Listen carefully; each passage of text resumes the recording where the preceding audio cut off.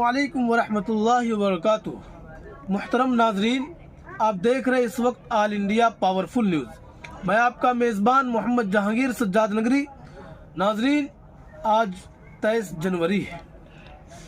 नाजरीन, आज की जो खबर है, मुल्क हिंदुस्तान नरेंद्र मोदी की क़यादत वाली बीजेपी हुकूमत हिंदुस्तान को सेकुलर जाहिर करने में नाकाम हो गई है और 2024 को जीतने के लिए क्या क्या प्लानिंग तैयार कर रखा है, क्योंकि राम मंदिर का बहाना तो ख़त्म हो चुका है और उनका अगला प्लानिंग क्या है।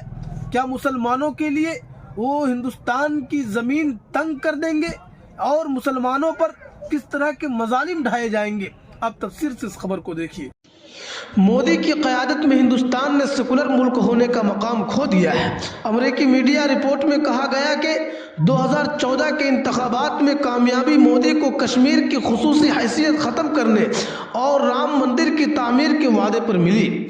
2014 से अब तक मोदी का इक़्तिदार में आने के लिए हिंदुत्व नज़रिया एक हथकंडे के तौर पर इस्तेमाल होता रहा है।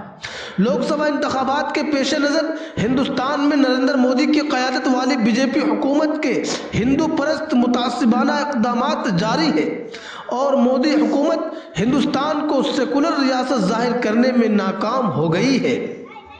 नरेंद्र मोदी के इक़्तिदार में आने के बाद हिंदुस्तान सेकुलर रियासत होने का मकाम खो बैठा है। अमेरिकी मीडिया ब्लूमबर्ग के मुताबिक बीजेपी ने हिंदुस्तान में बढ़ती हुई कौम परस्ती का भरपूर फ़ायदा उठाया है, जिसकी वाज़ेह मिसाल राम मंदिर की तामीर है।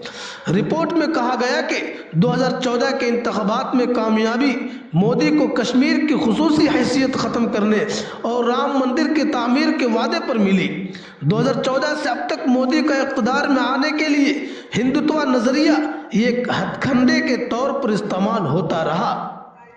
2024 के इंतखाबात में कामयाबी हासिल करने के लिए बीजेपी हुकूमत के एजेंडे में मुतनाज़ा मंदिर तामीर शामिल है। राम मंदिर की तामीर के वादे पर मोदी अपनी सियासत चमकाते रहे।